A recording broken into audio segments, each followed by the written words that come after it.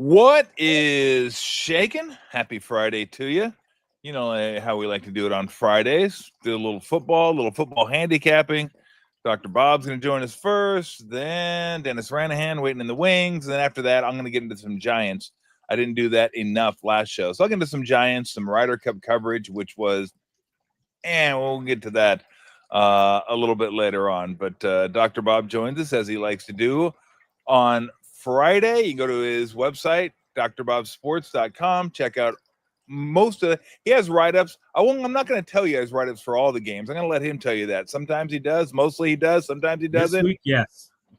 There you go. It's good stuff. The leans are, a plus EV. So you can feel good about taking the leans.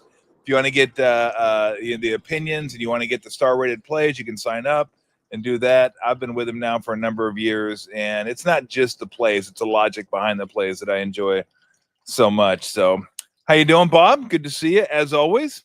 Good. I just saw your opening video there. You got someone pushing my man KJ. What's that about? Well, he did go to Cal. I can't have that. Yeah, I can't have that. And how often do you get a chance to push a mayor? I suppose. Well, I know we were the same year. I suppose. We used to play some. He was quite the player back. We used to play some pickup games during the off season, and he embarrassed me more than a few times. I'll tell you that. But, hey, he embarrassed me in the league. He was turned one over on me. A nice guy, though. Nice guy. Yeah, him and great backcourt. Him and Chris Washington. Chris Washington was the point guard our freshman year. He was so talented, and then Campanelli crushed his spirit their sophomore year.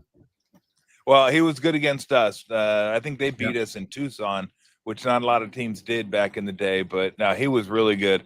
I remember when he was playing for Phoenix, he went up to lay it up, and I was going to go block it. And then he started turning the ball over, and I was like, uh-oh.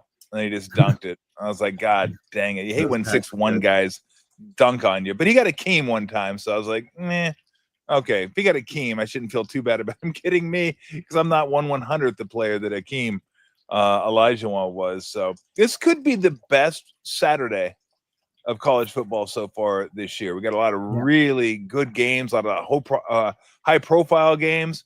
I don't know if all the games have the meaning they had before the playoffs, because you can certainly lose some of these games and still be very viable for a playoff berth.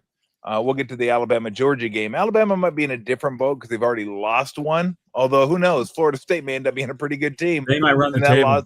That loss may not look as bad as we thought it looked early on. I mean, they look like the best team in the ACC easily, with Clemson falling and Louisville, maybe the next best team. SMU hasn't been as good. I mean, Florida State's the real deal, I think. No, I think you're right. Well, we'll get to that game. I'll save the two big boys for later, but we got some good ones early on in the day. Let's start with LSU going to Mississippi. And I've seen both LSUs.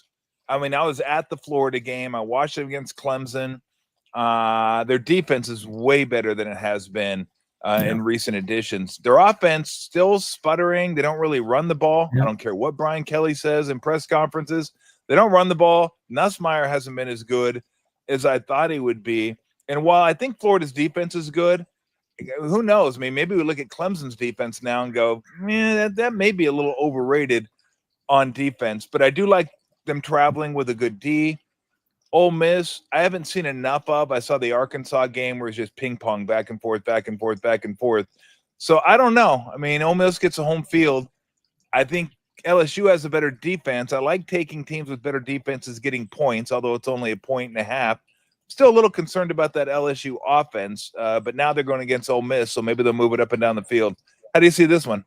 Yeah, they should move it better. I mean, but you look at those games against Clemson and Florida, and you're like, oh, wow, all right, 17-10, 20-10, nothing exciting on offense. But Clemson and Florida are a combined 1-6 against FBS opponents, and the only win was Clemson beating Troy by 11 points. So, those wins do not look as good. And the offense has really struggled. Nussmeier's having a problem. Like I said, they're not running the ball. They're not getting the down-the-field throws this season like they have in the past. So their offense has only averaged 5.6 yards per play through 3 games. So it has not been good. Ole Miss defense did not look good against Arkansas, but I think Arkansas can make a lot of teams look silly this year. I really think the Arkansas, we're going to find out this week against Notre Dame, but that should be a shootout. Arkansas's got a really good offense. But if you look at all of Mississippi's games, their defense has been 0.6 yards per play, better than average through 4 games. They had a really good defense last year. It's not as good this year because they lost a lot of talent to the NFL, but Mississippi's got a good defense, not as good as LSU's defense. I mean, LSU has it looks like an elite defense this year. Yeah.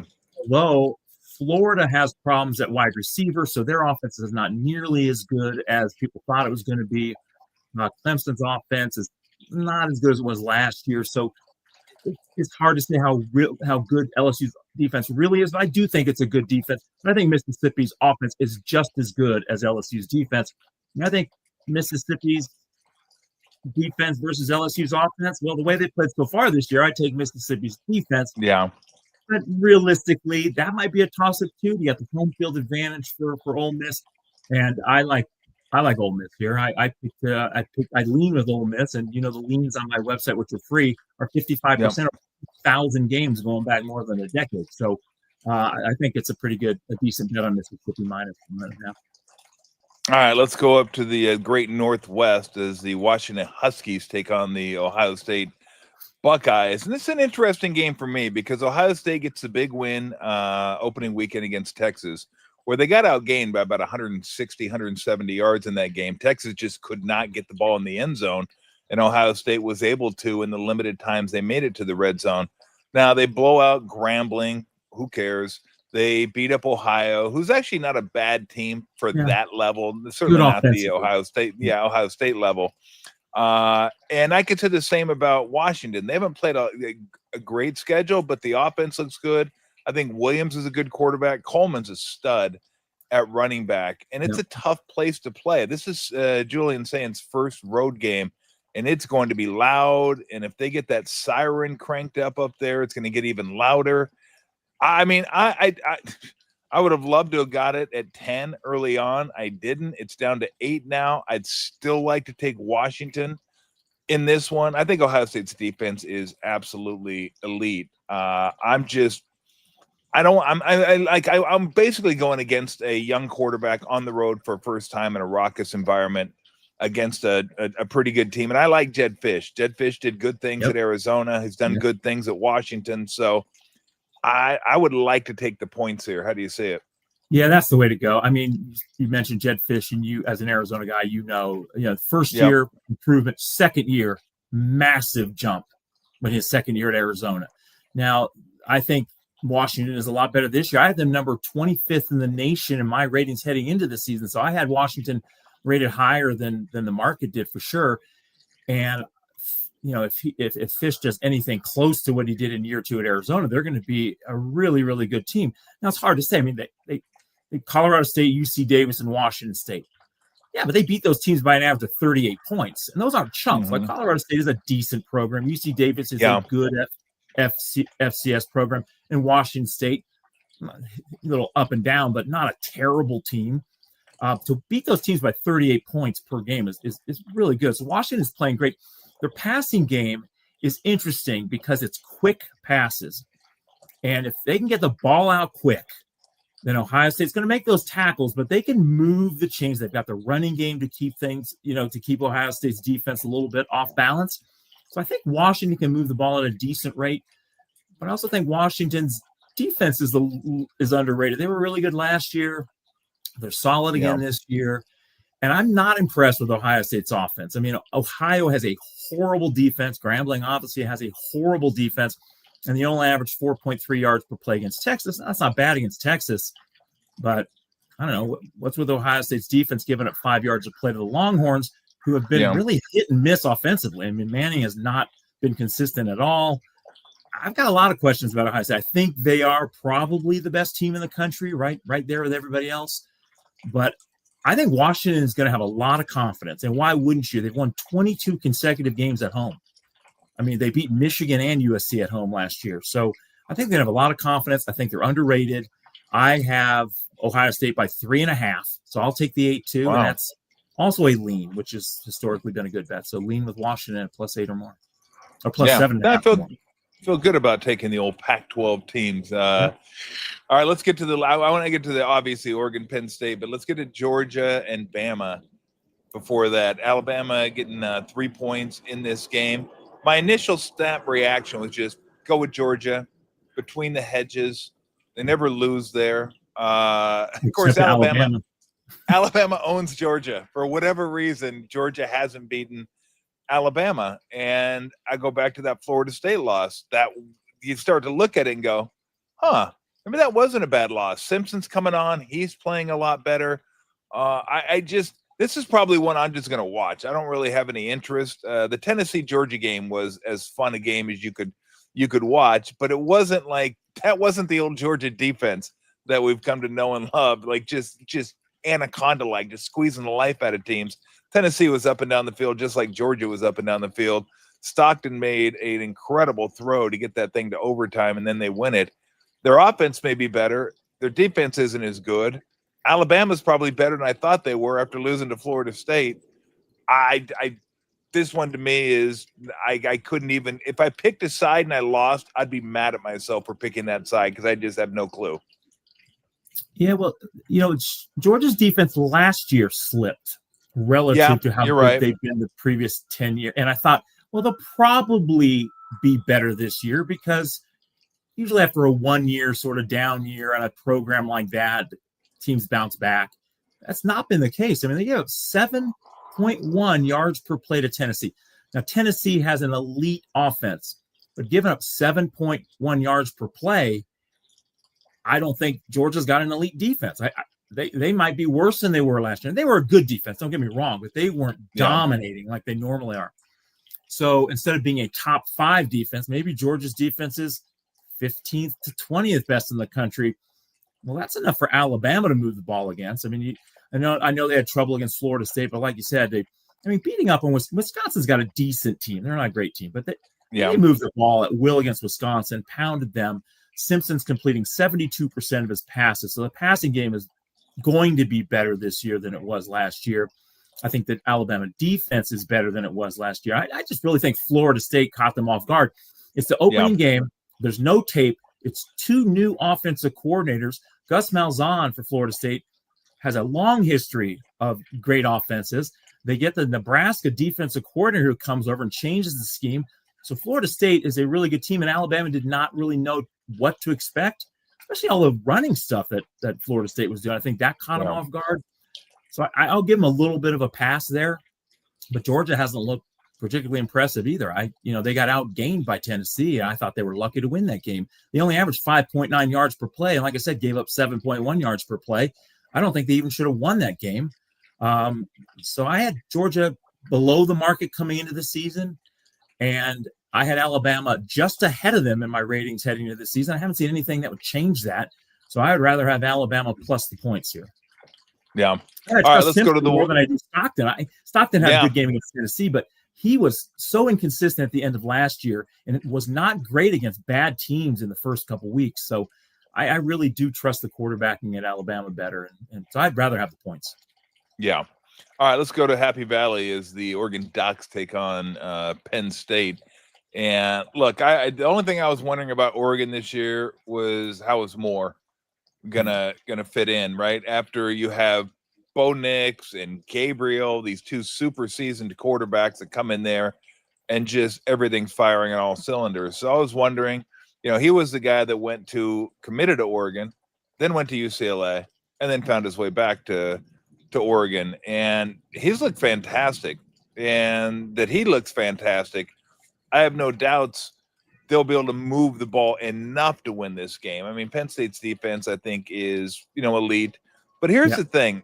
Drew Aller looked really good last year. I'm starting to wonder how much of that was just Tyler Warren being on the team, because the receivers so far this year don't look appreciably better than they looked last year. I mean, Allen and Singleton, along with Love and Price for Notre Dame, those are your 2 best tandems, running back tandems in the country. Yeah, I think those guys are fantastic. I just don't think they're going to have a ton of success running the ball against Oregon, so it's going to have to be Aller maybe using his legs a little bit.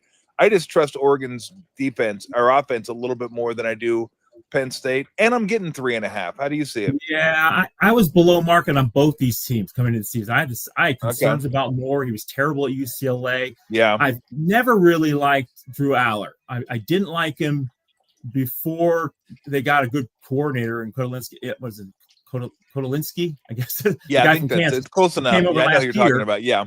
Yeah. Well, their offense was really good last year, but it was not better than the offenses at Kansas under the same coordinator. And Aller still does not throw the ball down the field. I think all the wide receivers last year, they all transferred out. I think they were frustrated for being wide open and not getting the ball. He threw the ball to Warren like 170 times last year. Warren caught 104 passes or something like that for 1,200 plus yards. And they don't have Tyler Warren anymore. And the new wide receivers they have, even though they've played 3 bad teams, Nevada, FIU, and Villanova, the wide receivers are combining for 8.1 yards per target. That is about average for a wide receiver, but this is 3 bad teams they've faced, and what supposedly is an NFL caliber quarterback in a great system. Aller's got to do more throwing the ball down the field, and anytime he gets in those situations, he tends to fail. Last year against Oregon, they scored a lot of points, but they really weren't that impressive. Aller only averaged 5.8 yards per pass play last year against the Ducks, and I think he'll be worse this year because I think Oregon's defense looks every bit as good or maybe better than they were last year. Now, you get back to Moore. He was terrible as a freshman at UCLA a few years ago. He sat last year. Maybe he learned something because he's played a lot better than I thought he would. 75% completions. Not a great schedule that he's played against, but he's shown me a lot more than Aller's shown me so far this year. And like you said, Penn State's got an elite defense, so we're going to find out a lot more about Oregon's offense after from this game. But I think Oregon is a better team, and I definitely like the points. I made it a half unit bet on Oregon plus the 3.5.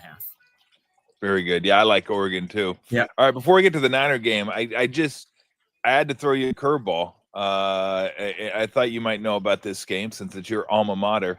I don't know anything about this game. All I do know is Cal. That was so Cal last week. Yeah. Looking good. Everybody's talking about the young quarterback they have and everything. San Diego State struggled, and then they just go get blasted, like absolutely blasted right off the map against San Diego State. It's not, for those people that follow college football, not generally thought of as an offensive juggernaut. So now they go all the way across the country, take on BC, and they're getting 6.5. And I go, wouldn't it be just like Cal to get smashed by San Diego State, get on a plane, go all the way across country, and play BC, and either play them close or just outright win the game? Yeah, I like to say it's typical what's going on here. Thank you. Boom. Yeah. Under Wilcox, this team always underperforms when they're supposed to play well, and they play well when they're supposed to lose. They don't win all those games as big underdogs, but they usually keep games close. He's got a great record as an underdog and a terrible record as a favorite. So under Wilcox, Cal is 15-27 against the spread when favored. They're 34-19 against the spread as an underdog, including 23-11 getting more than 4 points.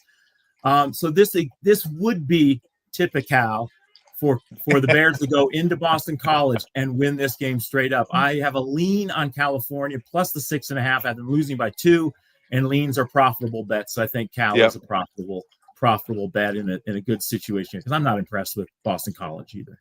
No, I might try that just on Principal. That doesn't work, but and I like to. Nice. All right, let's move to Arizona, Cal. Yeah, there are differences. Although we are number 1 in astronomy, I'm gonna let you know that right now. Clear skies, big telescope, all that. Yeah. All right, let's go to the pros and try the. What do you got? Niners, Jacksonville. Jacksonville's been a very odd team to me in that the defense has been better than you think a Jacksonville defense is going to be. I remember the last time they had a really good defense. That was the game they lost. I think it was against the Patriots in the playoffs when they got screwed. But since then, it's been, Lawrence and the offense, although Lawrence hasn't lived up to expectations. I don't know what's going on with Brian Thomas Jr. this year, but their defense has been playing pretty good football. Niners looks like they're going to get Purdy back this week. Not positive. They do lose Bosa. Absolutely. That's a crusher for them. The line was kind of weird to me. It's like 3. I thought they'd be a little bit more, maybe like 4, 4.5 against Jacksonville. And I'm always wary when I look at lines that don't make a ton of sense to me or don't make as much sense as I thought they'd make. How do you got this one? Because I just, to me, the Niners are a better team.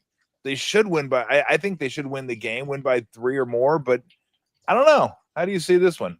I think you're right. I think the spread should be 4.5. But I think the bet is on the over. 46.5. The line came back down to 46.5, and I bet the over 46.5 earlier in the week. The Niners defense pretty top heavy coming into the season. They have an all-pro linebacker, Fred Warner, and they had Nick Bosa, who obviously is great. Bosa's gone, and he's worth a lot. He's worth about 1.5 points. And so now, Warner is good enough overall, and the scheme with Saleh's good enough overall. I think they can still be a decent defense, but the market still has them rated like they're a top 10 defense. And I think without Bosa, I just don't think they're a top 10 defense. I think, they can afford to play soft coverage because they have a good pass rush. But Lenore and Stout have not been particularly good. And now they're going against Travis Hunter, who's 3rd in the league in separation percentage, a nifty stat on getting separation. So 49ers play a lot of soft zone. He's going to be open. So I think Travis Hunter's going to have a nice game. Niners get back Purdy. They probably get back Juwan Jennings, which is a big upgrade because Kendrick Bourne has averaged 1.15 yards per route run last season. Jennings averaged 2.26 yards per route run. So it's a big upgrade at wide receiver with Jennings coming back. Pearsall eats up zone defenses, and he's 10th in the league in yards per route run against zone coverage.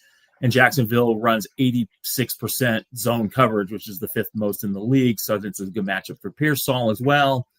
So I like the over. The Niners by 4.5, and the predicted total of the model's 50.5. So I took over 46.5 as the bet.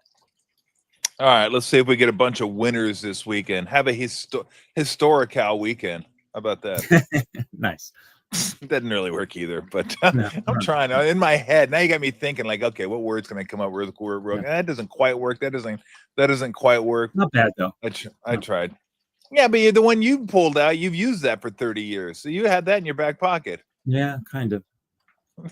Well, it's tip a cow for a Cal grad to be prepared.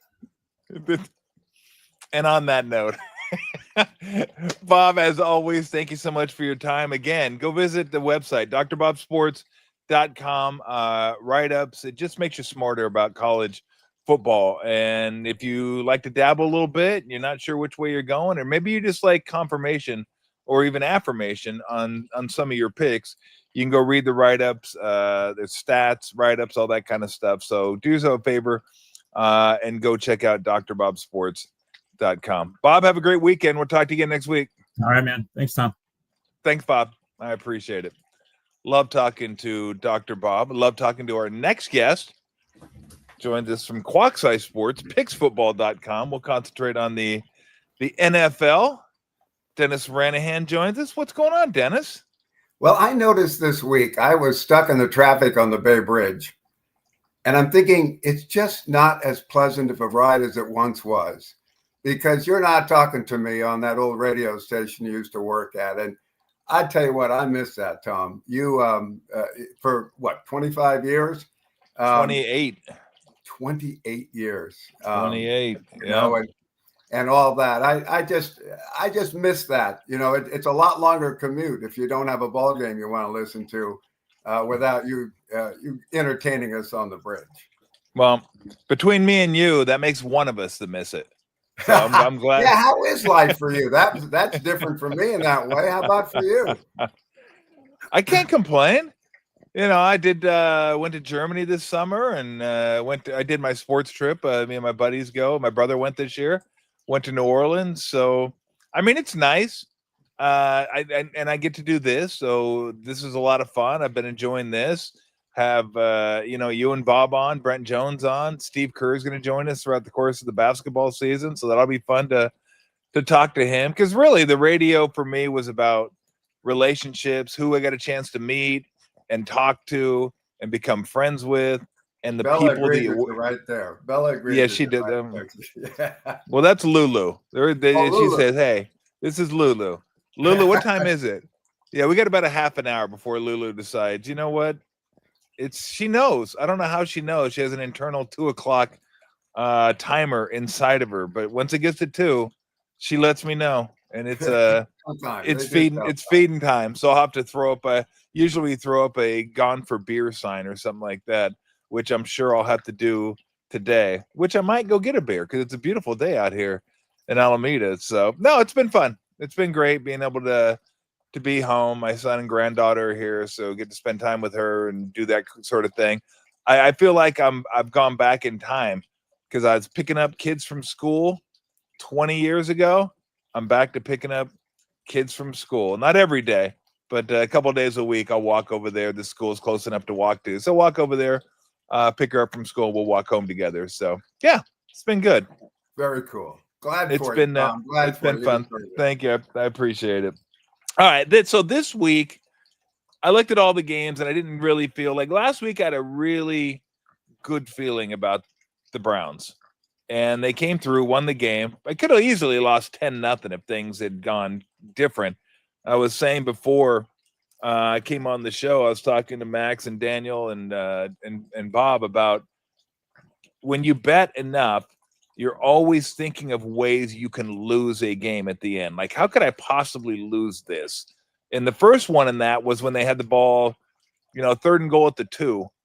And they're down 10-0. I'm like, okay, they're gonna get a yard, go for it, miss it, and they're gonna lose 10-0. So they're gonna lose don't that. score at all. When they got sacked to set up the field goal, I went, okay, we got. Yes, I think you know what? I think that was a good. chop block. I think that was a chop block, and the guy was like, "Oh, thank God, a 15-yard penalty, perfect. Just get 3 yards, kick a field goal, 10-3, we're fine." That's right. Then Love throws that brutal pick.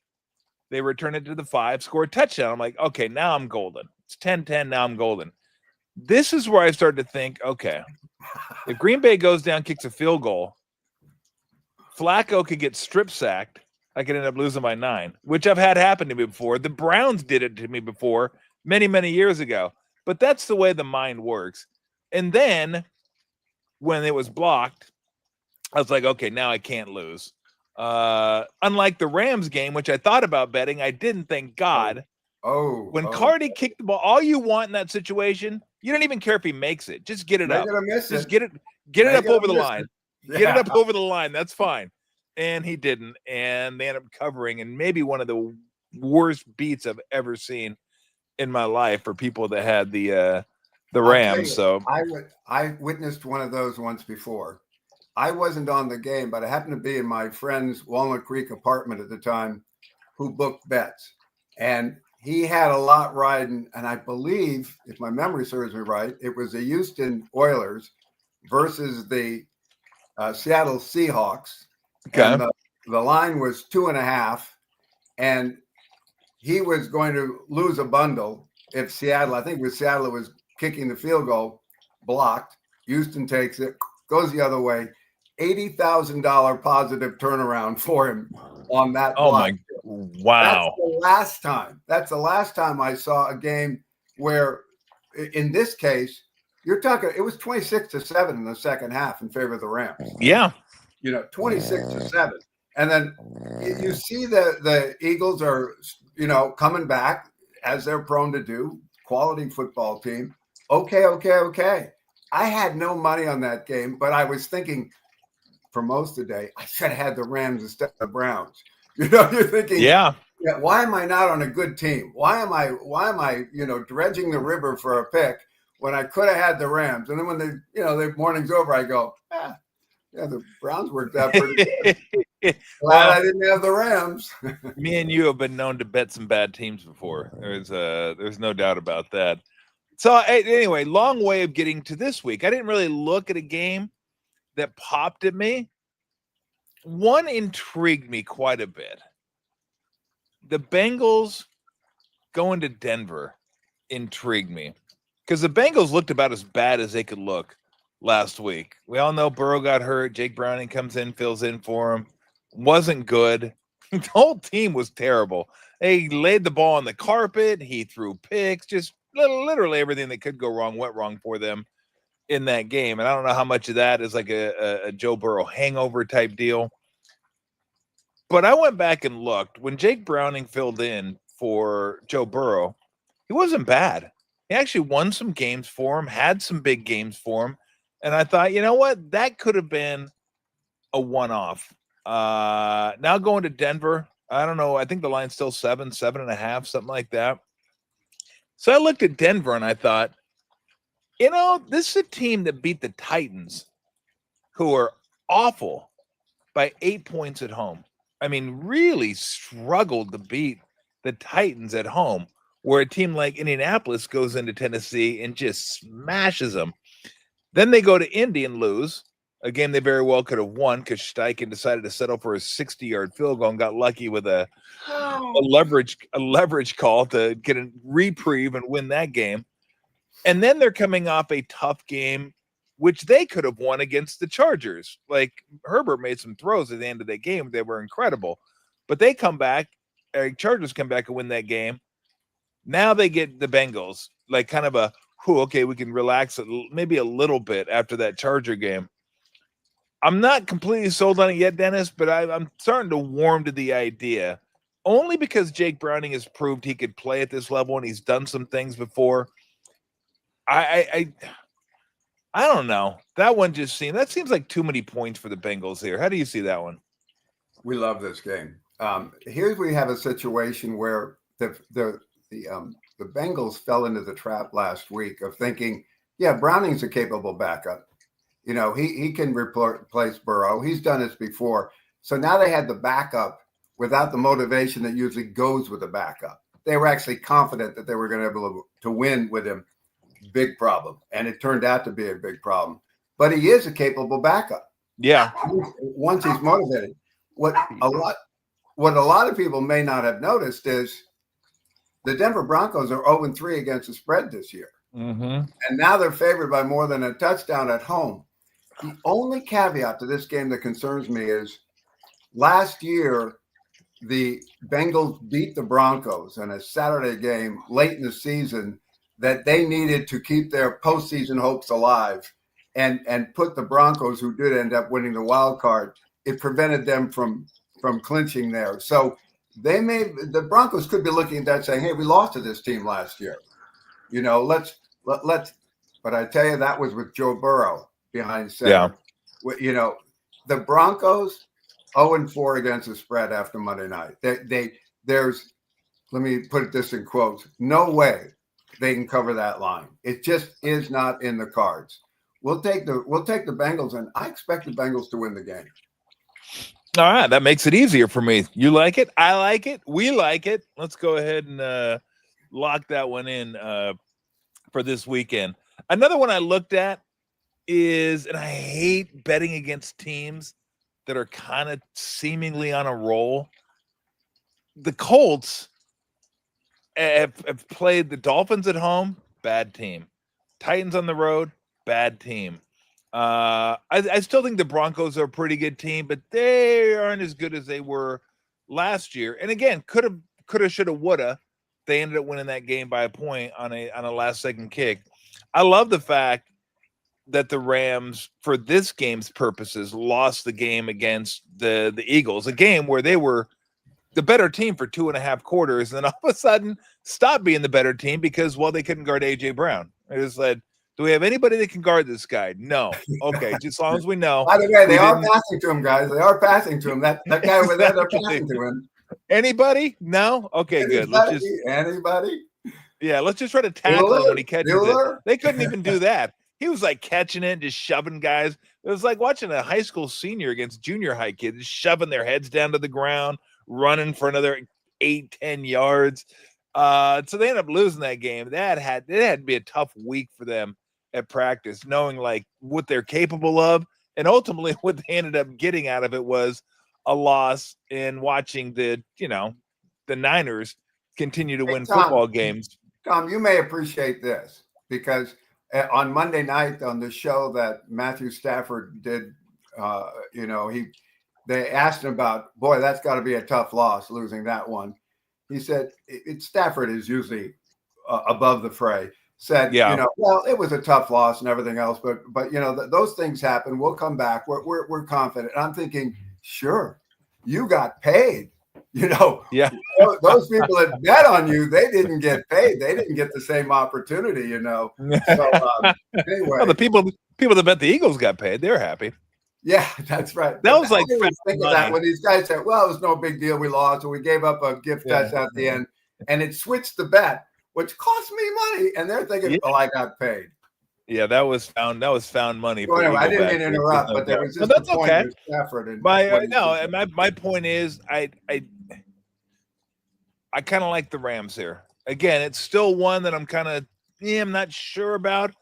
Like the Bengals was the one that probably intrigued me the most. This does intrigue me though. I do think about the Rams and last week's game and the Colts and who they played, and they really haven't got. Now the problem is it's no home field advantage, like literally none. That's the worst home field advantage, maybe in all of football. Appalachian State probably has better home field advantage. I mean, it just is. There's nothing there that suggests, hey, we're playing in Los Angeles, and this is a tough place to come and play. I'm looking at the Rams. How do you see this one?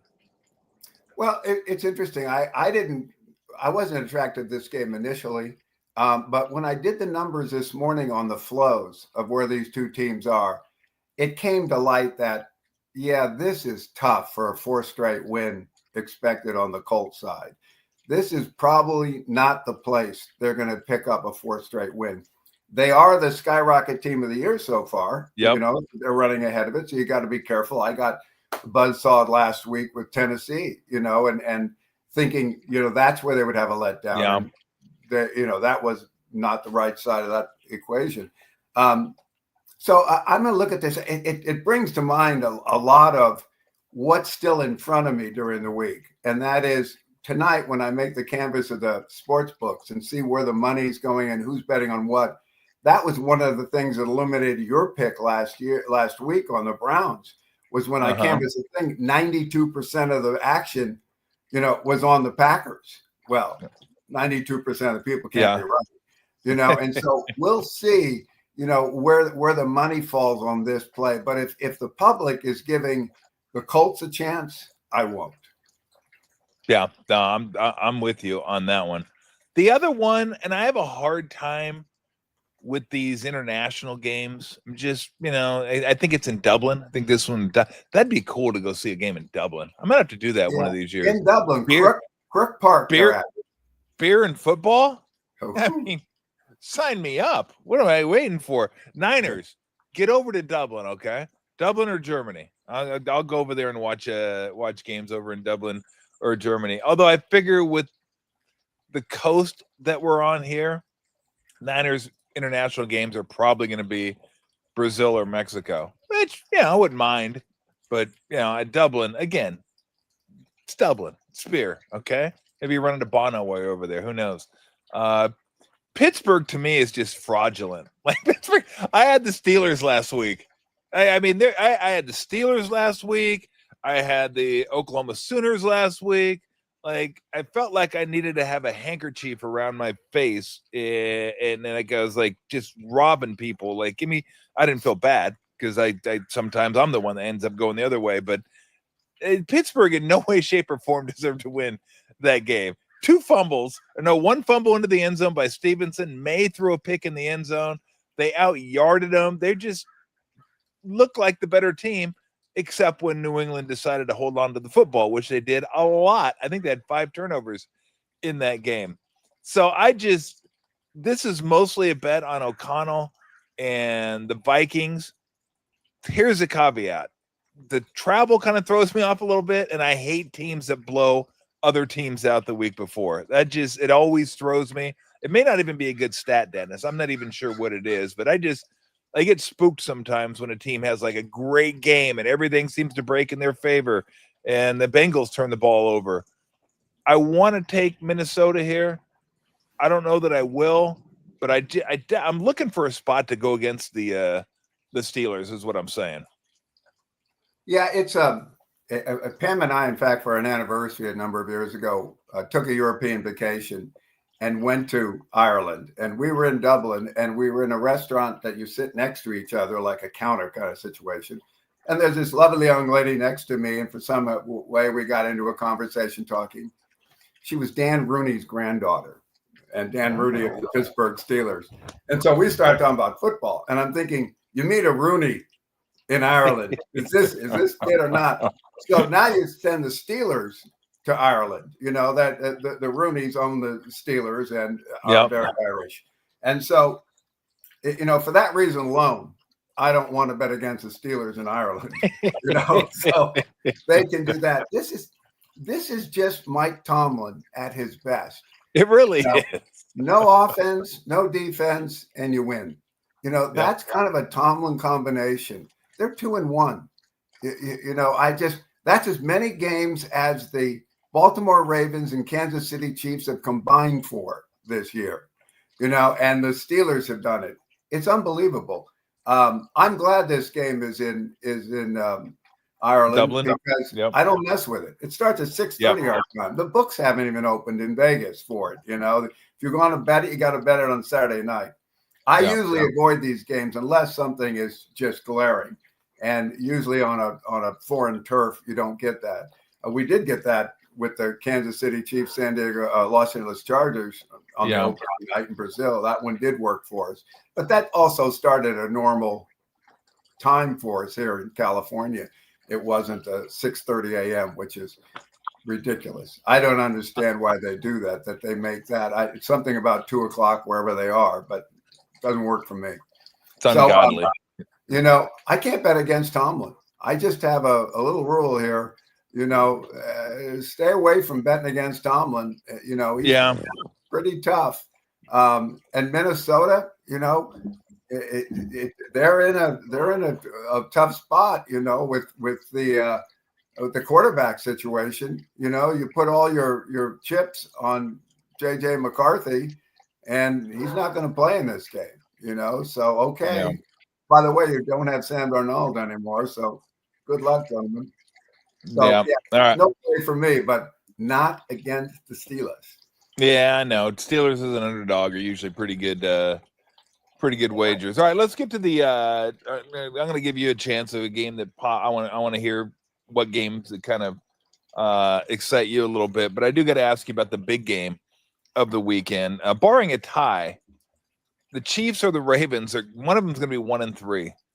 It's hard to believe that one of them is going to be 1-3. This used to be an auto bet. Chiefs as an underdog at home. Just go with them. That was going to be on my tombstone. That's what I got that. Bet the Chiefs as an underdog at Arrowhead. I wanted people to learn something in a cemetery when they were walking by the tombstones. That's on my tombstone. There you go. I mean,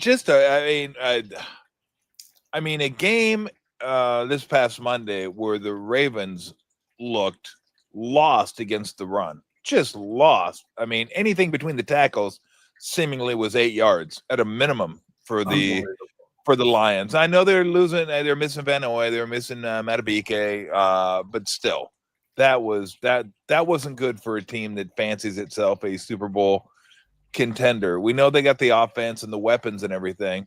Interesting, because the Chiefs do have a defense.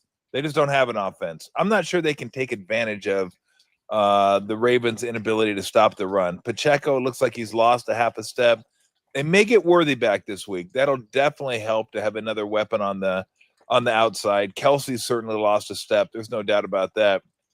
I'm just trying to envision which one of these teams is going to be 1-3. One of these teams is going to be 1-3. I guess that's why I have you on. Who's going to be 1-3 after the game? The team I'm going to bet on the following week. There you go.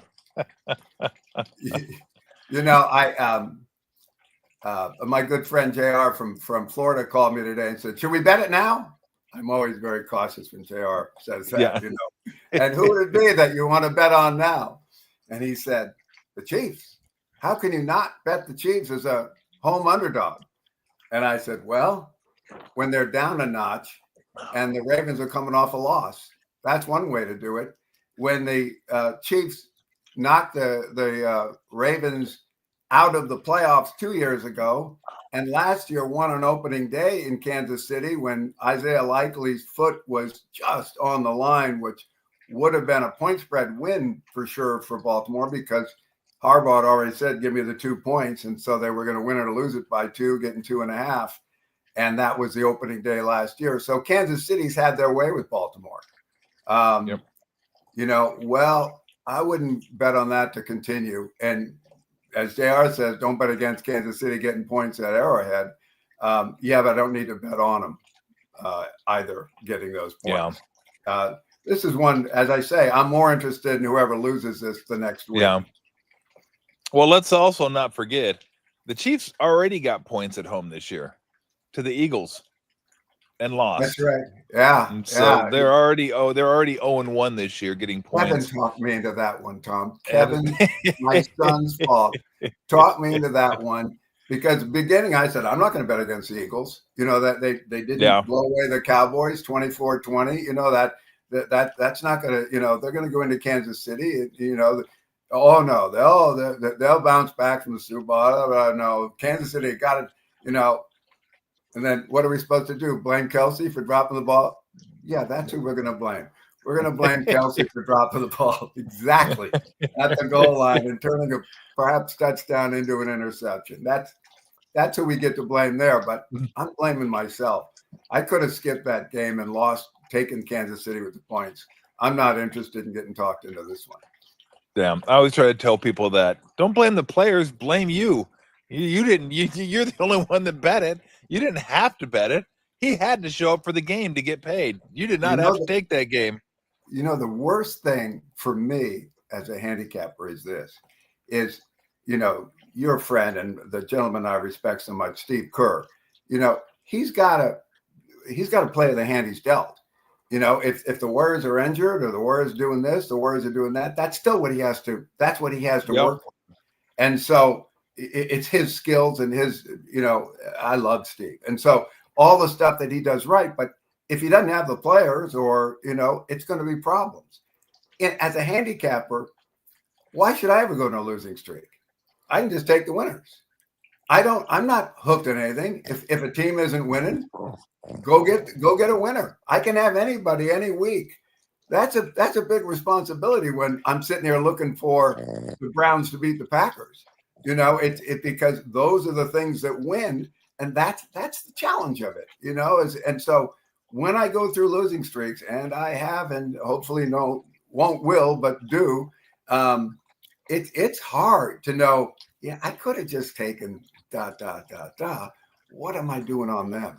That's the bite of it. That's the bite of it. Yeah, no doubt about it.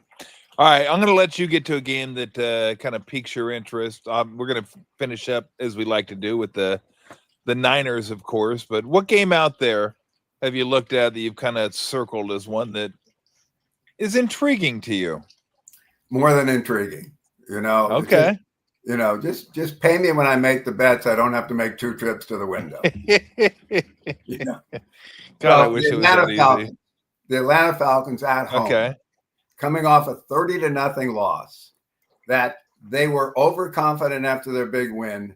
So they go into Carolina, who was 0-2, might be better than an 0-2 team, and were just blown out of the stadium, 30-0. Now they come home and they play Washington. And last week, Washington compensated for the loss of Jalen Daniels, and Marcus Mariota comes in and they have a big win. Well, that's what they're supposed to do, aren't they? They were thinking, can we make up for Daniels? Now they know they can. Now they know they can. So the motivation, and Jaden won't be back this week yet. So the motivation to play around Marcus at the top form is gone, but Jaden isn't back yet. Now they go into Atlanta. Last year in overtime, the Commanders knocked the Falcons out of the playoff hunt. And that game ended, it would have been a 6-0 week for us. We were 5-1, but the top pick that week was Washington over Atlanta. And when they lost the coin toss, we were getting 4 points in the game. That was good for me. Just win the coin toss. Just win the coin toss, we'll win the game. But no, they lost the coin toss. And, of course, Jaden, having the season he was having, took Washington to the touchdown for the win. Now you get Atlanta at home. God bless you. They were an underdog for a number of days. Now they're a pick 'em today. I probably should have bought it right away because I wrote the story right away. This one I saw on Sunday night. This is the play. So when you get a game like this, that there are so many different factors that come together and they all point the same way. Oh, yeah. I love Atlanta. I should have bought it at +2. I should have bought it +1. I haven't even bought it yet as a pick'em because the public is betting on Washington, 64%. We'll see what the numbers are tonight because those numbers are more accurate when I get the real casino numbers. But the Atlanta Falcons this week, that will be the top pick on the site. Yeah, I think they are. Last I checked, they were -2.5, and I was kind of bummed too. I was like, God, yeah, they're -2 right now, 2.5 at that bet online. Who's -2? Who's -2? Falcons are. Oh, geez, that's a 5-point shift. Then they opened as a 2.5 point. Yep, I know. I hate when I do that. When I think of like I should take this because I liked it even if Daniels played. I was like, well, if I like it when Daniels plays, I'm probably going to still get 2.5 right around there. And if he doesn't, you may get it at a pick or maybe even a small favorite. I didn't think it'd go all the way to 2. I might take it if it stays at 2. 2.5 never used to bother me, but it bothers me now because everybody goes for 2 and everybody's going. It lands like close. Like anyway. Wait a minute, Tom. I get mad at myself. I can't get over it. I get mad at myself for not taking. I'm like, why do I want to take a line that's 4 points off the line I had? It's okay, Tom. It's okay. I'm going to cry. Here's the numbers on this. That the shift from the opening line to the closing line will affect 7% of the games. And the better line always wins. So, that's what you're dealing with here.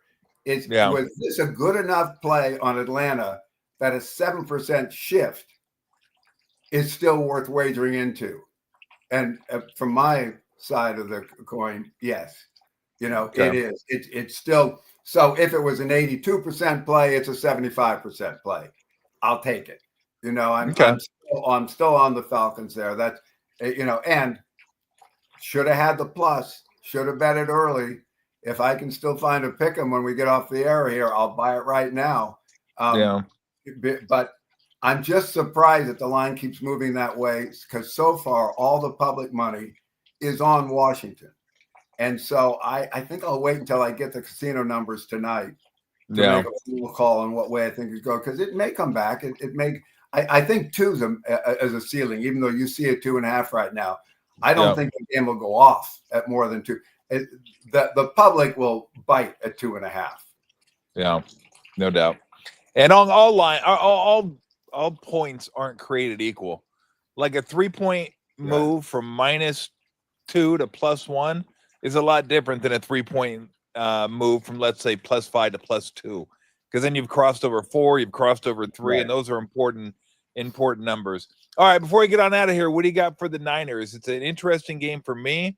They just keep walking the tightrope, like and moving between raindrops. Like, dodge that raindrop. And they did it again against the Cardinals. They did it against the Seahawks.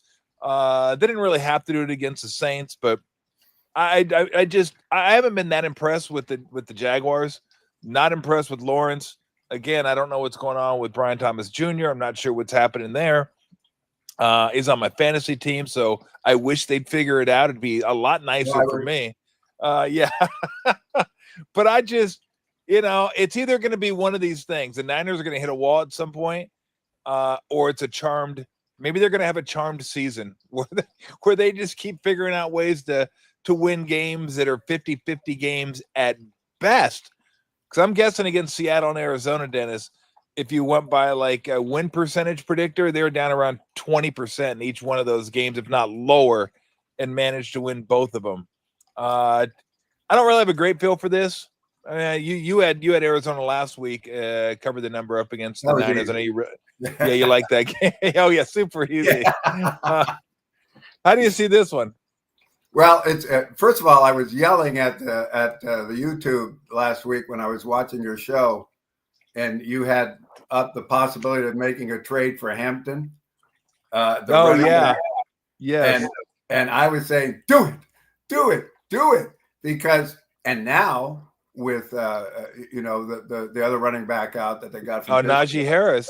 Yeah, he won't take my call anymore on Hampton. I loved Najee Harris when I heard you do an interview with him in his first year, and you asked him the question when Alabama was so good, could they have competed against, the worst team in the NFL?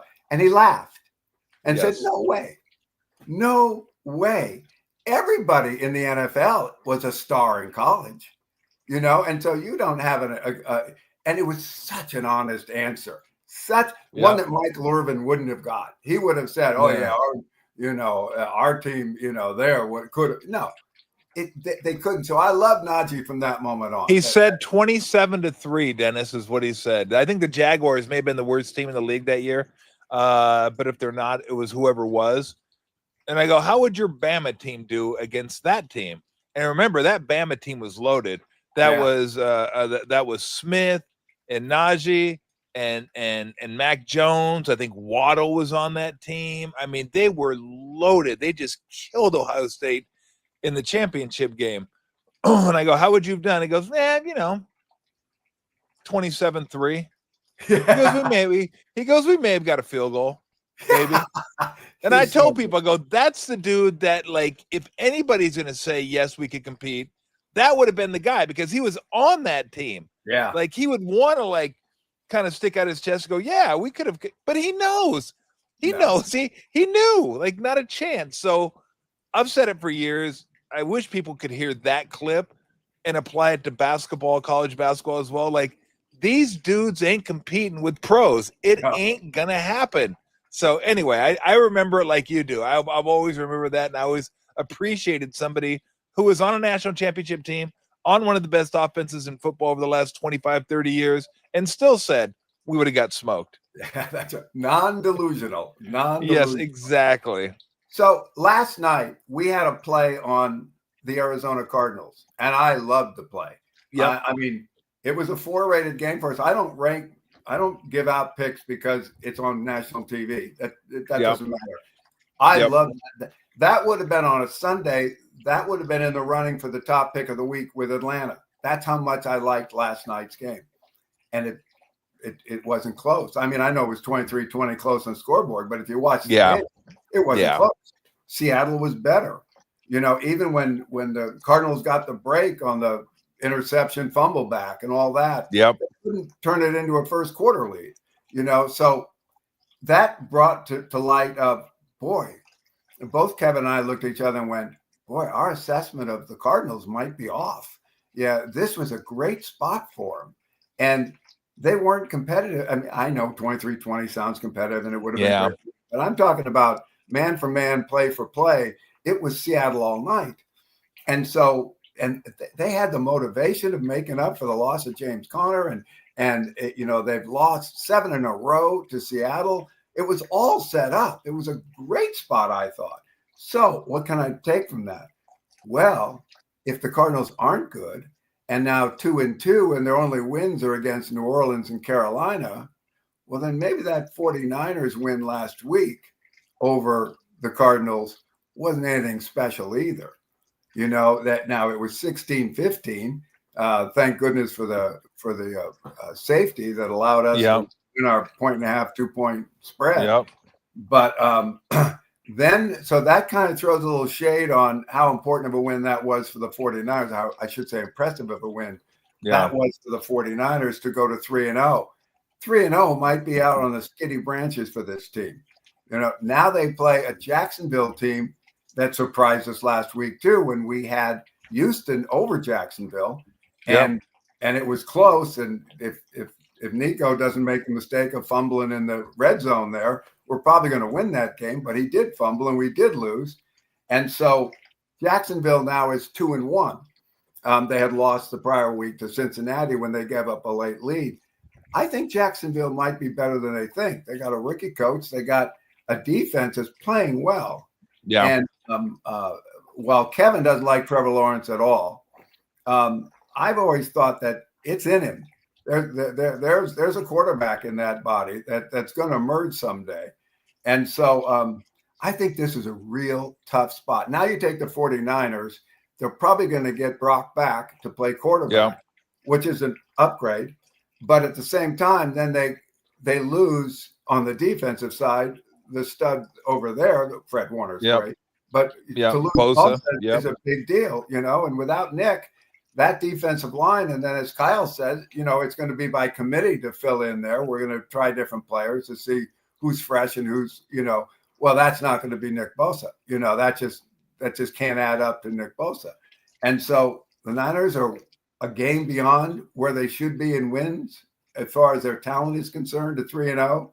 Jaguars are probably a little ahead of the curve too at 2-1, but it's a lot more likely on my numbers that both these teams come out of this week 3-1 than thinking the Niners are going to pop up to 4-0 and drop the Jaguars to 2-2. So I like Jacksonville in this spot for those reasons. 2 weeks in a row. Yeah, against the home team. I had to add sometimes numbers suck. The art gallery here, I had to add, behind me, I had to add, Montana and Lott before I was going to pick against them. Otherwise, people think I just don't like the Niners. Numbers are numbers, man. Green is green. There it is. You got to call it like you see it. Well, have a great weekend. Let everybody know it's picksfootball.com if you want to go. And much like what I say about Dr. Bob, Dennis has articles up and plays up there. You got the headline plays. You can read articles about the game itself and Dennis's logic for liking that game. He may write an article about a team that says he doesn't like it. It's just for entertainment purposes, but what he's looking for in the game. So again, you can learn some stuff via the website. If you want to sign up, that's great. If you just want to go there and browse and become smarter about football or just a different way of thinking about it, I would definitely encourage you to do so. Quackside Sports, picksfootball.com. Dennis, let's have another good weekend. Yeah, let's have another good weekend. We've been 2-1, 3-2, 2-1, 3-2, each week. Yep. So we're edging ahead, but we got to make up for last night. We start this week 0-1. So yeah, it happens. Got to win a few on Sunday. It happens. Kyler Murray. Oh, well, what are you going to do? Not a fan. Just to know it was such a great spot, and then go, okay, we have to make the adjustments off of that because that shouldn't have happened. But it did. So either the Seattle is better, and obviously the Arizona's worse than we had charted. Got to adjust the numbers as always. Have a great weekend, Dennis. Thanks, Tom. Thanks. Appreciate it. Oh, man. Love talking to Dennis. Love talking to Dr. Bob. All right. Put up Homer for me. I'm going to go grab a beer, and then I'm going to come back. I didn't really get into the Giants last show, even though it did say on our header that I talked about the Giants. I really didn't. So I want to talk about the Giants, the baseball Giants, as their season came to a close. They're still playing. Season came to a close earlier this week, and kind of where they're at, what they need, and what happened this year, and a little bit about the Ryder Cup coverage this morning, which was like, I get patriotism and all that, but good God, I mean, let's not slobber over these guys and wave pom-poms in the booth and be draped in American. It just too much for me. It's not what I like in my broadcasting. Certainly not how I go about my business, but I think a lot of people actually do like that. Like I said, I know owners love that kind of stuff. So put up the sign. I'm going to grab a beer. I'll be right back, and we'll get into some Giants.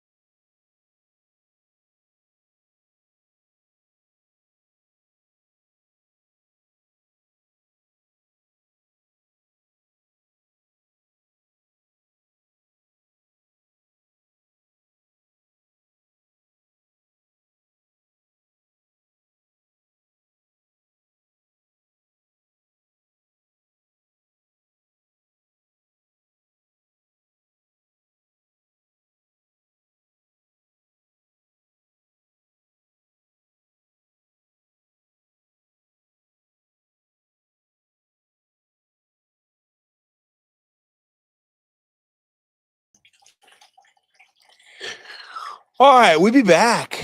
We're just kind of chilling. You can hear the fountain in the back. Thought I'd grab myself a beer, talk a little Giants baseball, and we will take some comments too. Here's my take on the Giants this year.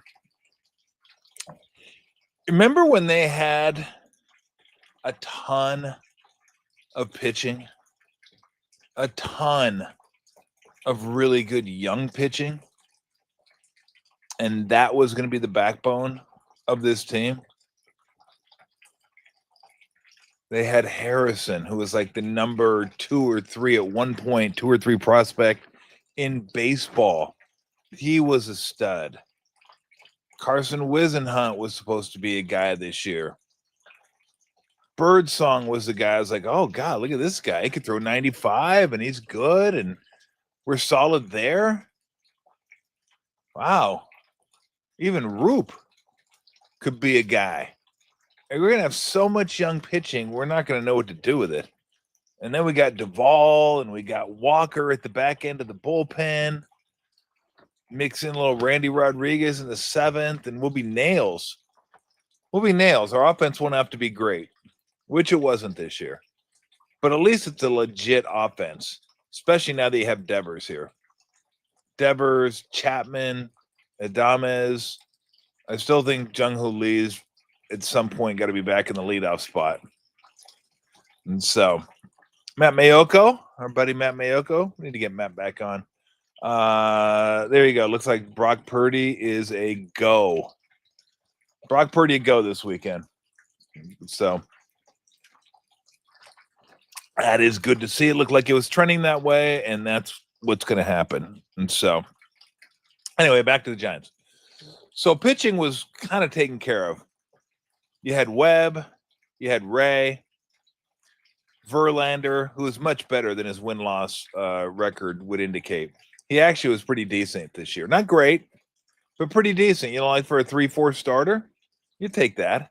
You take those numbers all day. So Kyle Harrison goes to Boston in the Devers trade. And for those of you that care, his first game, he pitched for the Red Sox against, I think it was against the Rays. 6 innings, 1 earned. 5 strikeouts, 2 walks, if I'm not mistaken. So he pitched really well against the Rays. Not that the Rays are a juggernaut, but he pitched well, not a lot of walks, and, 5 strikeouts, 6 innings. It's solid stuff. But he was supposed to be a guy. And then it looked like Birdsong might be a guy until he decided to walk the world. I don't think what Birdsong, I wrote it down. I think he hasn't pitched since the end of July. I think he walked either 17, I think it was 17 guys in his last 13 innings pitched, or 13 in his last 17. I think it was 17 in his last 13. So he was just like walking everybody, walking the house. Roop's numbers look pretty good. The ERA starting with a 3 looks pretty good. And then you look and you go, damn, his whip is nearing 1.5. That ain't good. Whip, of course, is base runners per inning. Hits and walks per inning. You let a runner and a half get on per inning, I can tell you this, unless you just strike out everybody, you're not keeping that ERA out of the 4s, maybe not even out of the 5s in the future. So we'll see how he ends up. So Whisenhunt was a guy that hopefully he'll come back next year with a slider, a curve, something that's a legitimate pitch. It can't just be 94 and a changeup. The fastball is not overwhelming unless the changeup is. But everyone's going to just wait on the changeup, wait for you to get that changeup up, and then whack it. He was a guy that walked too many people. I think for him, he walked like 13 guys and 25 and a third. Somewhere around there. Maybe it's 12 and 23 and a third. But it was like a 4.5 per 9. So he wasn't great. You almost felt like Ray and Webb had to do it every single time. Like, to get a winning streak going, you needed those guys. And really, their season was kind of three parts, right? It was like, got scalding hot to start, hung on for a while, and then it started going down. They got like 7 games back, And then they got white hot at the end of the season to get back into it. It's just hard to keep up that pace, and they couldn't keep up the pace. So to me, this is still a park and a team that needs to be pitching dominant. And I think they thought that too. And they thought they had that taken care of. We got vets and we got youth. And at least two of those guys should be able to pitch in the 4-5 hole. But they couldn't. Harrison couldn't lock it down, couldn't get it going here. And then they traded him. I think it was a great trade because that's how you get hitters here. Not a great trade because you don't know how well Devers is going to age, how much he's going to be able to play third or first, probably first mostly because Chapman's over at third. So they got some defensive issues they're going to have to look at too. As much as I love Ramos, he's not a good left fielder. And they need to be better defensively. You need his bat in the lineup, certainly, but Devers is going to be your DH probably more often than not. But it's really about the pitching. Because when you look at it, Harrison didn't cut it, although he's young, right? These guys could still have good careers. Birdsong didn't cut it. Roop, again, numbers look good, but I don't know that if you keep pitching like that, he's going to be a guy that's going to keep his ERA out of the 4s and low 5s. Wisenhunt didn't cut it. We'll see how he is next year. Again, if he can add a third pitch. And then the bullpen. Duvall, I was happy when they got rid of Duvall. I don't know if you guys felt the same. I'd had enough of Duvall. I had enough of watching a guy pitch, and when he throws the pitch and you see the life on the ball, you're like, oh, yeah, that's a guy you want on the back end of your bullpen. Didn't like the demeanor, didn't like the head. Just there's so much to not like about him that it made you forget about the stuff that he has with his own. Like, he has stuff. He's like a stuff guy. You look at his stuff and you're like, oh, stuff. Go look at how he pitched for the Giants last year when he wasn't in a closing role. It was better. Maybe even much better than it was when he was in a closing role. So I thought, okay, Walker, he could be the guy. Walker was not the guy, like at all. Still is not the guy. He's a guy that comes in now and you think to yourself, oh shit, what do we got? Now, Randy Rodriguez became the guy. He got hurt, unfortunately. Like he should be. You watch him and watch his stuff and his demeanor. He should be the closer moving forward. But again, until you see a guy for a little while, you don't know for sure. It's like when I talk about quarterbacks. Give a guy a year and a half, 2 years, figure out who he is. Closers, you need to go through the bad times. And you see how people handle it. And then you're like, okay, now I can make my assessment whether this guy can get the job done or not. So they went from having like a back end of the bullpen in your mind, Walker, Duvall, Rodriguez, like, oh, nails to Rodriguez, period. You take Rogers out of the mix when you get the trade to New York for who was it? Buto and Gilbert. So, I mean, it's so much stress on Ray and Webb. Like, it's like if those guys feel like I've got to win every single time we go out there because they just don't have the depth that they thought they were going to have. The hitting numbers weren't great this year. They're kind of middle of the pack to lower middle of the pack as far as hitting. But that's where the pitching was, too. Maybe higher middle of the pack. But this team needs to be like, top 6, 7 in a lot of different categories for this team to compete. Because they're not a dominant offense. It's a solid offense. It's an offense I think you can win with.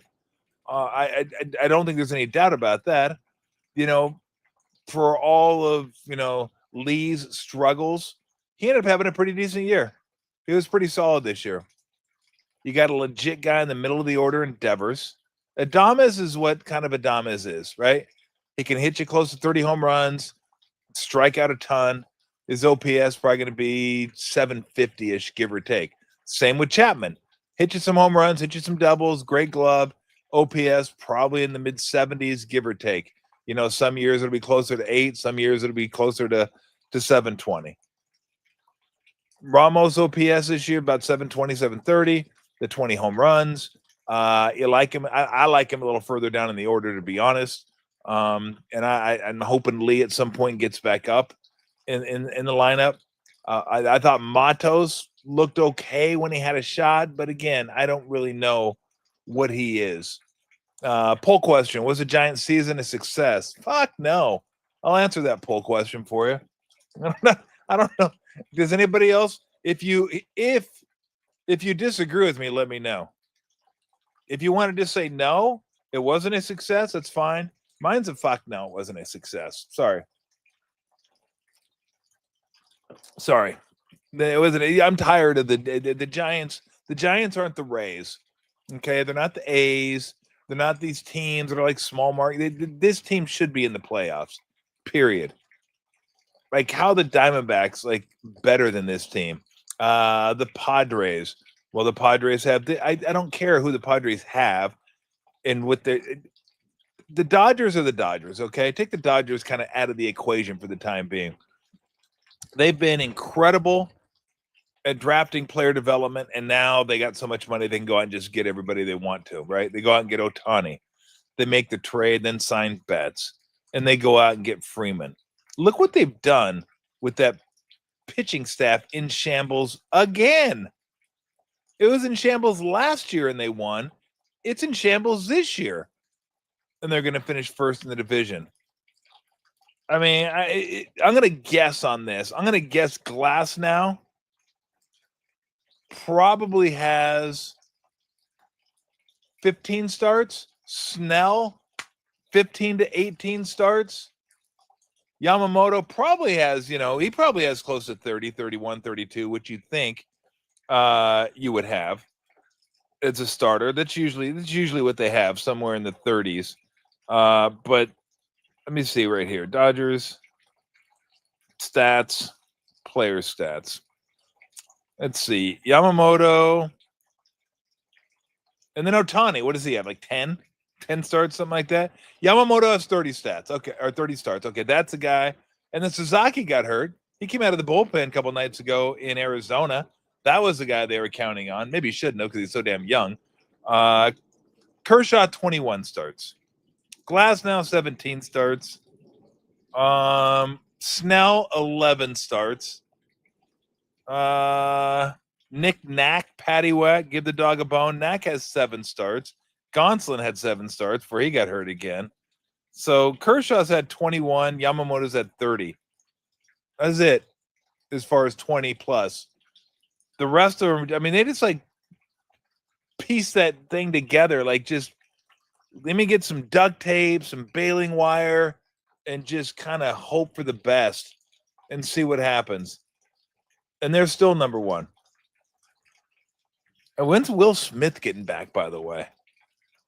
It'd be nice for them. I don't really give a crap, or the Dodgers, but is he coming back at any point? 5 days ago, he was diagnosed with a fracture, hairline fracture in his right hand. Dave Roberts added that it's doubtful Smith will be able to play again during the regular season. He's unsure about whether he'll be ready for the postseason. That's big. That's a big one for them. I mean, that just lengthens that lineup. I mean, Smith is a stud. I mean, we know Ohtani, Mookie was down this year, Freeman, Teoscar, Muncy, all that. But anyway, so take the Dodgers out of the equation. You can't tell me that like, oh, the Padres have more of this, or they should. It's not. No, that's just bullshit. Like the Giants should be in the playoffs more regularly than they are, and that's Buster Posey's charge to get it done now, right? Do you keep Melvin? Do Giant fans want to see Melvin back next year? I mean, we know Melvin's a good. 32% said yes. All right. Well, they do say 32% of the world is nuts. So there you have it. Not D's nuts, just nuts, just regular nuts. I'm surprised 32% thought it was a successful season. I don't know. I mean, I think you should expect more. You should expect more from a club. When's the last time this team made the playoffs? Was it 17? I mean, I'm just guessing here. 17 sounds about right. No, it was Dodgers Giants in 21. That's right, because that's how Farhan got the reprieve. They won 107 games that year, 108 games that year. I almost forget about that year because that was felt like a mirage. Was that 21? I want to say when Wilmer got rung up at the end of that was one of the worst calls ever. Anyway, I'm going down a rabbit hole now.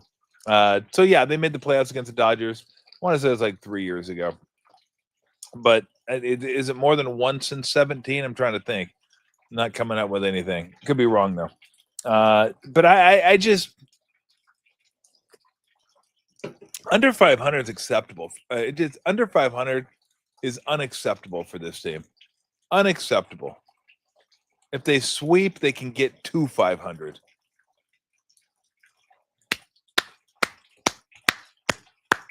Yay. Well, the Padres, I think, have made the playoffs, 4 out of 6 years. Diamondbacks been in the World Series, made the playoffs. So I guess the question is, what do you need? How do you get better moving forward? How do you get to those 88 wins? Well, hopefully Eldridge is a guy. He looks the part, right? He's big, strapping. Ball kind of jumps off his bat. That looks good. Adames is locked in. The left side of your infield, locked in. And then you have Devers locked in pretty much as your DH for the time being. So, Don said extending Farhan was a mistake. Yeah, I get it, though. But you win that many games, you're like, let's also remember, everybody was loving Farhan after that year. Because that was an incredible year. Everybody thought, oh, hey, Farhan, look at this. Look at it. It's incredible. But that was a magical year. That was a mirage year. That was, we call a guy up for a week. He does something that week. Everybody contributed that year. It was a craziest year.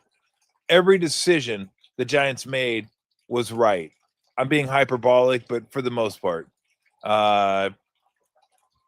James said this is a 3-year plan for Posey. I mean, look, I love Buster Posey, and I trust Buster Posey is going to get it done. I do. But as a fan, when my team says it's a 3-year plan, I'm like, fucking from where? From next year? Are we 3 years away from being 3 years away? When's the due date? Tell me the exact due date. And why is it a 3-year plan? Why? This team doesn't have enough cachet, enough capital, enough equity, enough assets to compete next year? Is that what you're telling me? I mean, I'm sorry. You go out and make a trade, a Devers trade. I'm not fucking going to say, 3 years from now we'll be good. Let's give Devers, who's progressively probably numbers are going to go down. Now, I don't think that's going to happen for a while because he's still pretty young. How old's Devers? Was Devers 26? Devers is young. Devers is younger than you probably think he is. He's been in the damn league since he's been 20. And so let me see if I can find out what Devers is. I'm going to guess 26. Let's see what I come up with. Devers info 28. So a little older, a couple years older than I thought. So what? We'll start when he's 31, 30, 31. I don't know. Again, I just expect the Giants to be one of those teams. Not I hope we make the playoffs this year. That Giants should expect to make the playoffs every year. Again, I'm not saying they should be the Dodgers, should be the Yankees, but they should be the Red Sox. There's 4 teams basically in baseball where like they have, they have money, they have prestige, people want to come play for them, stuff like that. You get that. But the next tier is the Giants. They're not a third tier team. They're just not. And so, but I do see the framework. I do. Again, you have enough offense. This should be a upper middle pack offense. I'm not sure if it's going to be a dominant offense, but it should be an upper middle pack. Their guys have weaknesses. They strike out a lot. Baseball seemingly, a lot of teams have guys that strike out a lot. Like if I looked at it right now and saw teams, let's see if I have this. I was looking at this earlier today. MLB stats, MLB team stats. I do have it. Like if I were to, how many teams do you think have are going to make the playoffs this year? Are in the top 10 in strikeouts? You would think probably not a lot, right? Like teams that strike out a lot, that's not good. You can't strike out a lot and be a good team, make the playoffs. My guess is it's probably higher than you think. So these are the teams that have struck out the most this season. Guess who's number 1? The Angels. Fucking not even close. 1,603 strikeouts. Wow. Rockies are next. 2 awful teams. Yankees are third. They strike out third most. Orioles, not close to the playoffs. Tigers, fighting for their lives to get in the playoffs. They're 5. Mariners, 6 in the playoffs. Pirates stink.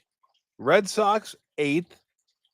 Reds, 9th, could be in the playoffs. Athletics, 10th, not close to the playoffs. So out of the top 10 teams, as far as striking out, you got the Reds, Red Sox, Mariners, Tigers, Yankees. So half of them are either in the playoffs or going to be in the playoffs. Striking out's not what it used to be. You struck out a lot. It used to kill you. It doesn't kill you anymore.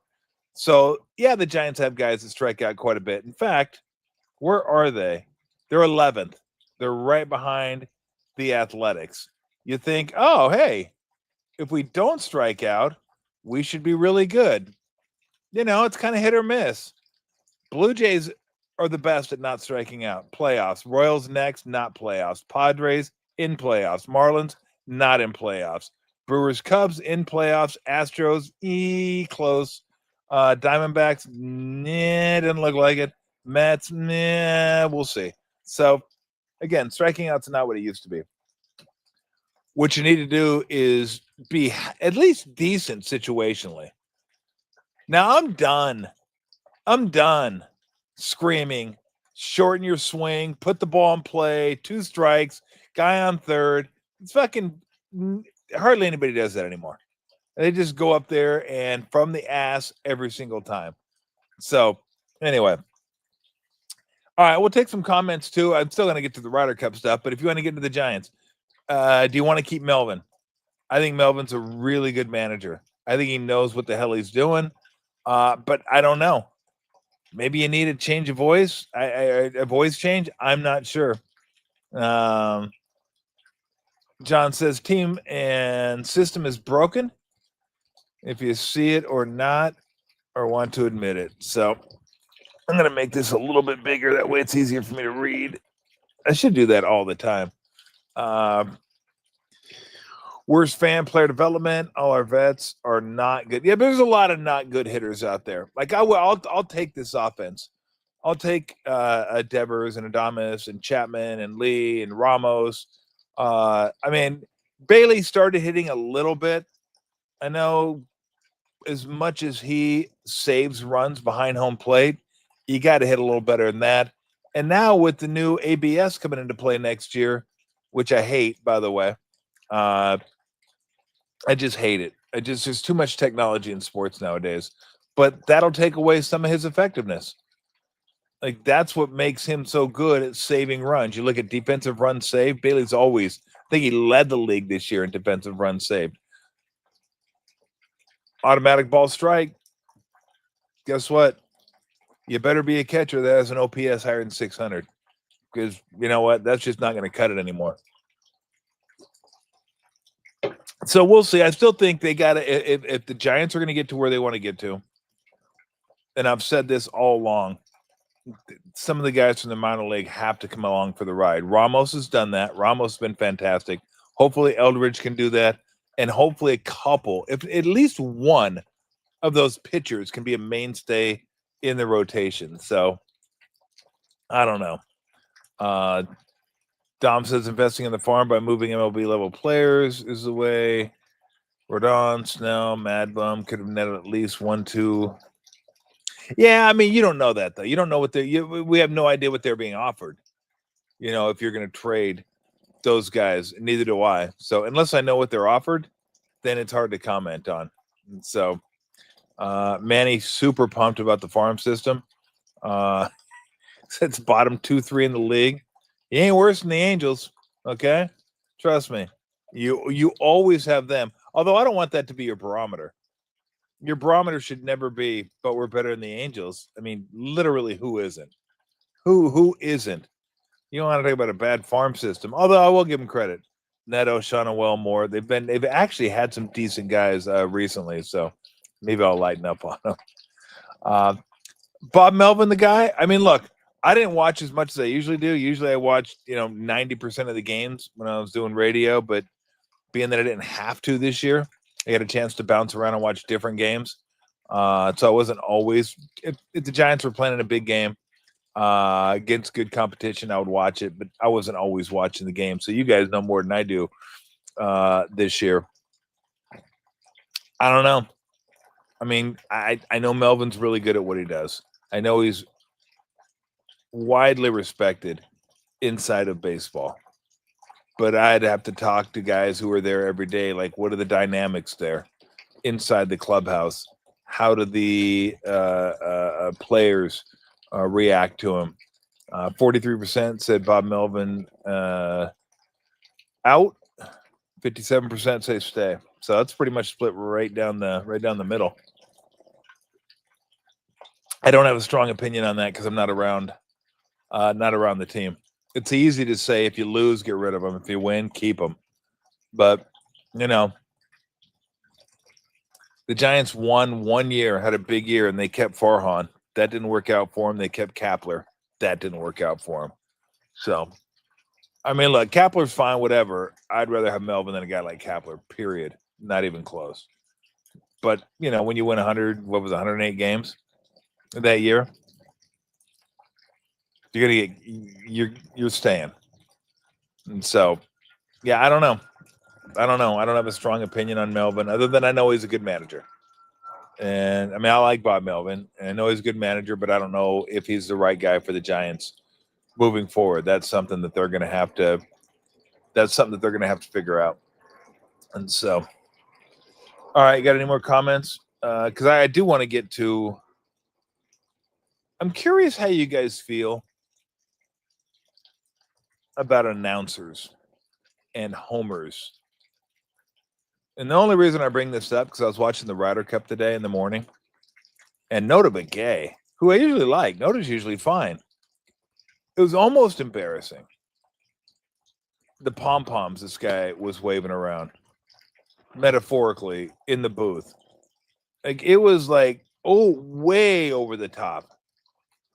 And I knew it was going to be like that because NBC and I forget his name, Roy, not Tim, the guy who produces the Ryder Cup coverage for NBC, it was on USA Today, said that's the way they were going to go. They're going to go like more patriotic coverage. Said he'd watched the Olympics and watched England call the game, their announcers call track and field, and these guys openly rooting for England. And he thought it was a pretty good listen. So that's the way he wanted to go for the Ryder Cup. I got to tell you, I hate it. I don't know if you guys like it or not. I think there is a majority of fans that like that type of coverage. Uh-oh, here we go. Yeah, go say hi. You're going to hear Lou in about 5, 4, 3, 2, 1, and she's going to start barking. She doesn't put up with that. But I don't want that. I think for the most part, Bay Area broadcasters are pretty straight down the line. Not all of them. I try to be that way.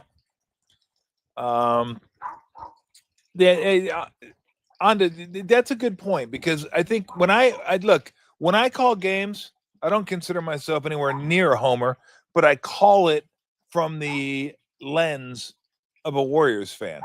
Like, I call it from their perspective, my perspective. Like, sure, of course I want to see the Warriors win, but I'm not rooting.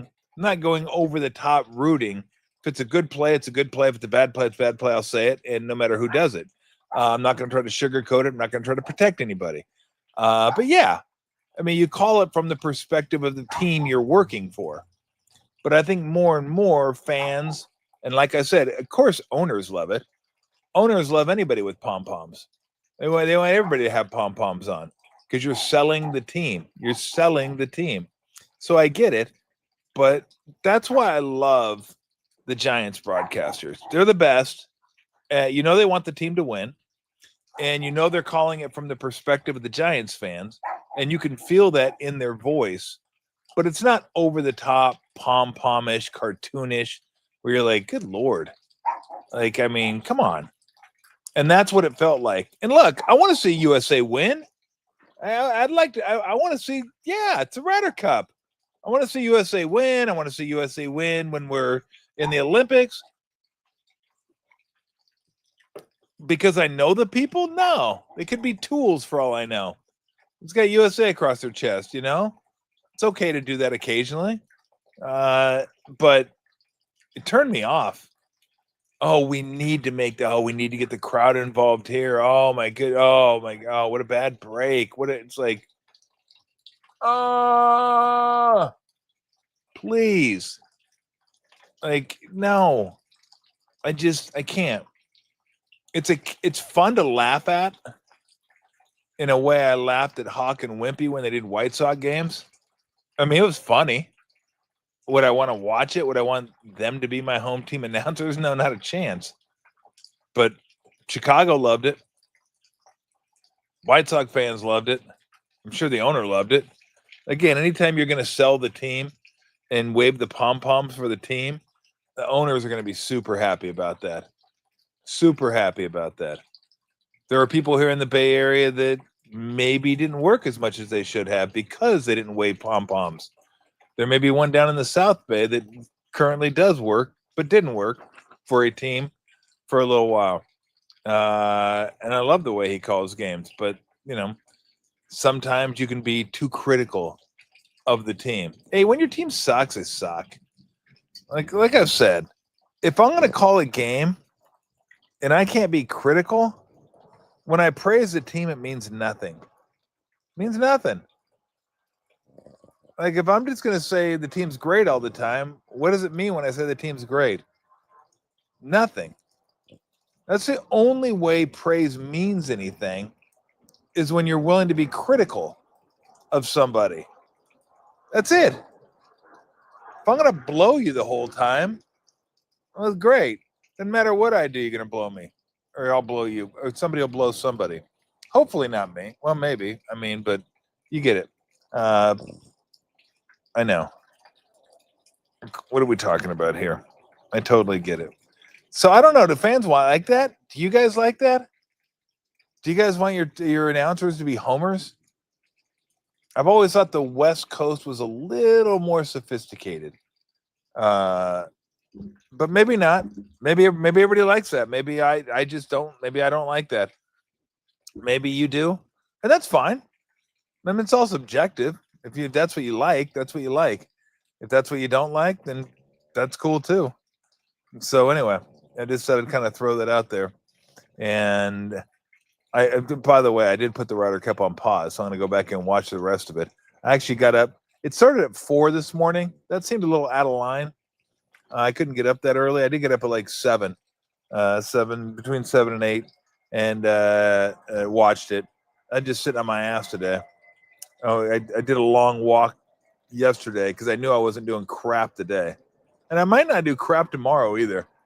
I might just sit around and watch all the games. I didn't even mention Arkansas Notre Dame. That's going to be a fun game tomorrow too.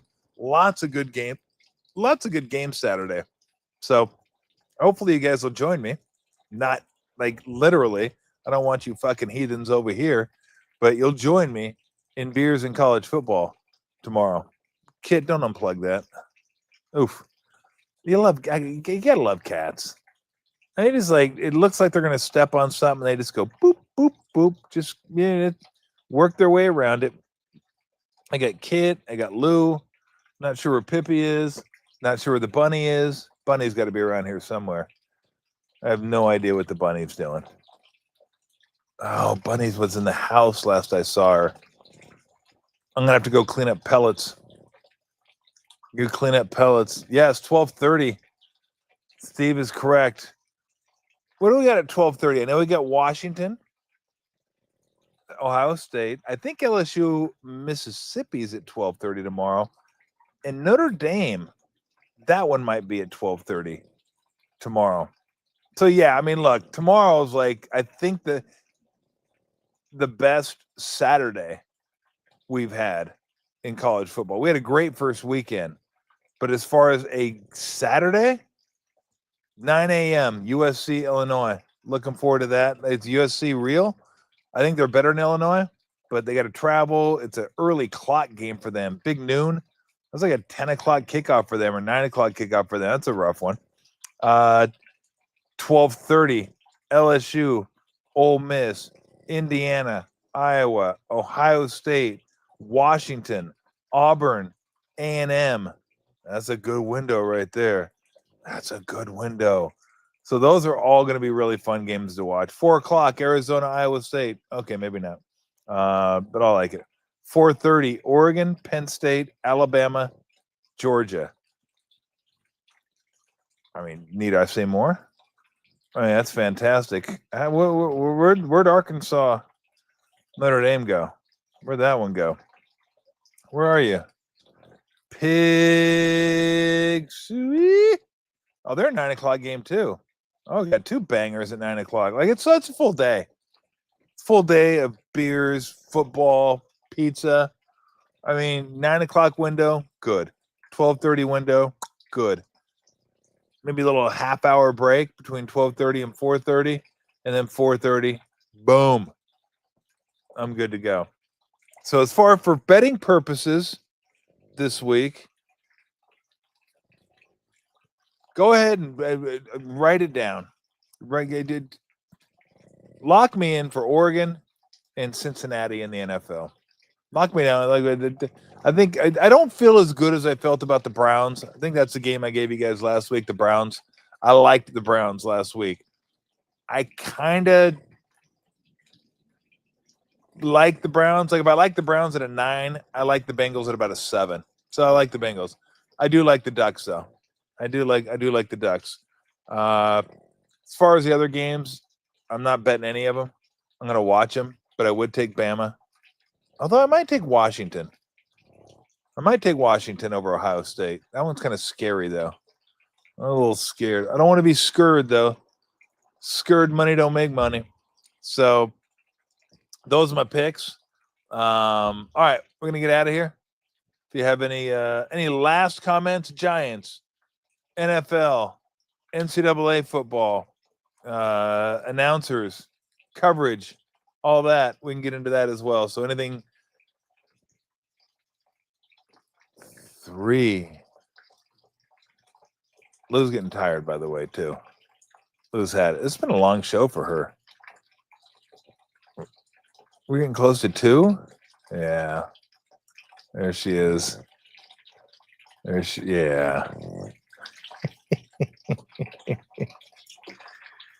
I'm sorry. Did I wake you? Well, I have any apparels, Cap. I don't know. Do you guys want them? I mean, like, I'm not gonna go through the hassle of make. I know everybody does that, like podcasts. They make their T-shirts and hats, and unless I can come up with a logo that's pretty cool, like 2 teas. We'll figure it out. I don't know though. We'll do it by order. We'll just make like 2 at a time. Do I avoid betting games with weird hours? No. I don't have to bet it right before the game. I can bet it 4 days before the game or a week. If I see a line that I like, then I'll just bet that line. So even though I'm not sure that game will be of interest to me. And I don't have to watch a game to bet it. In fact, sometimes I prefer not watching a game when I bet it. I don't got to ride the roller coaster. I'll check in like every quarter. What's going on? How we doing? Doing good? Okay. We're doing good. Let's watch it. We're doing shitty. Let's not watch it. That's not going to be a lot of fun. And so, the weird hours don't bother me all that much. And so, anyway. All right, everybody have a great weekend. Get some money if you're going to dabble. Hope you have some good beer, good food, relaxation. I hope you all are as relaxed as Lou is right now this weekend. Listen to her.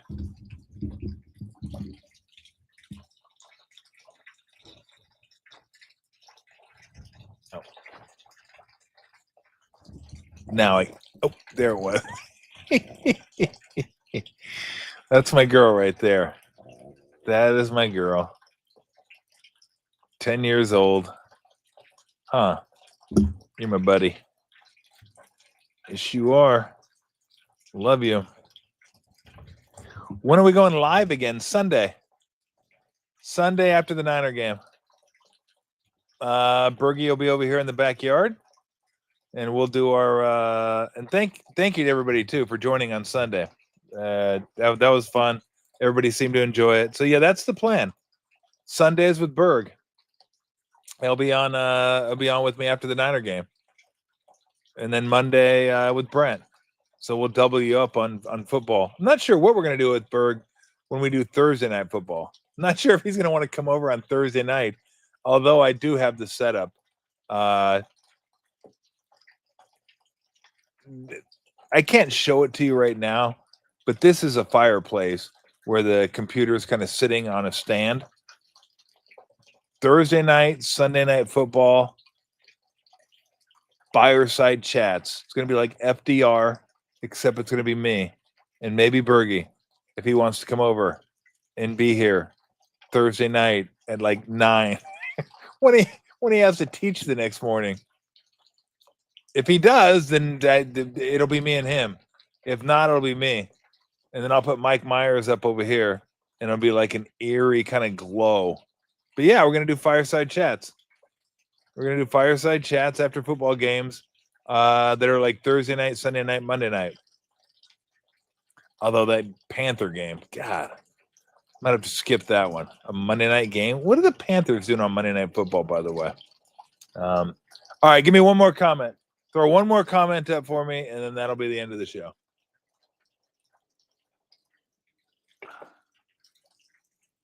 Okay, give me another comment. That's not fucking Bergie's best bets. Get out of here with Bergie's best bets. Bergie doesn't have any best bets. He has no best bets. Ever thought about getting another Boston for Lou? She did have she was the younger of the two. Maybelle passed away 5 years ago. She was actually 4 years older than Lou. So it was Lou and Maybelle.